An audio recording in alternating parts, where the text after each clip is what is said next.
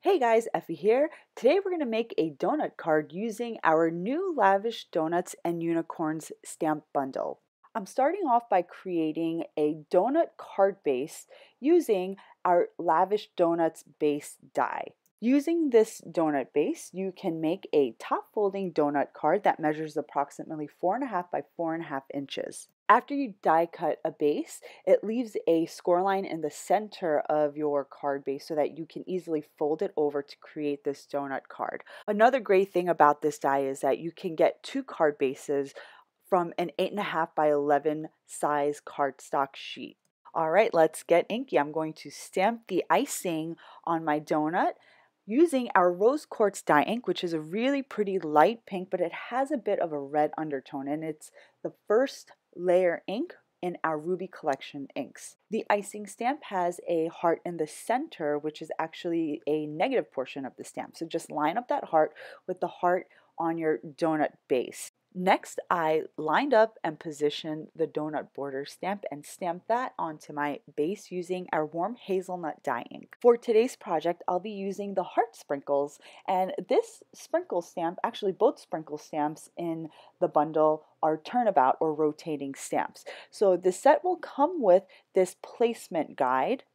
You want to position the placement guide into a corner of your stamp positioning tool and then place your sprinkle stamp as shown in the guide. And then close the door of your MISTI and make sure that the stamp is securely on the door of the MISTI. Then temporarily adhere your donut base onto the placement guide. Make sure the hearts line up and match up from your base to that placement guide.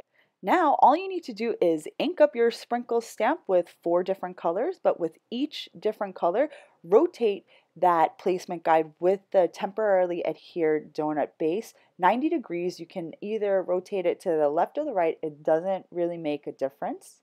If the hearts are matching up on your donut base to the placement guide, you're going to get perfectly stamped sprinkles every time. When you receive a copy of this placement guide, you want to make sure you cut along this solid line and nowhere else.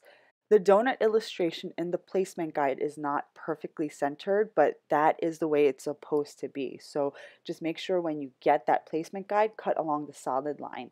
I've done some rigorous testing with this placement guide, so if you cut anywhere outside the suggested lines, it's just your sprinkles are not going to stamp nicely. They're going to overlap, so just be sure to follow these instructions for perfectly stamped sprinkles every single time.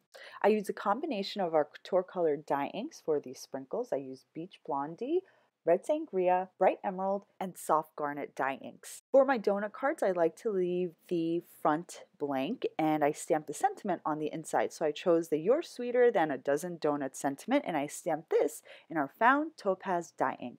This bundle is so fun to work with because you can make all different kinds of donuts. You can mix and match with different colors that you have. You can create a set to give away as a gift. As always, thanks for watching, and I'll see you next time.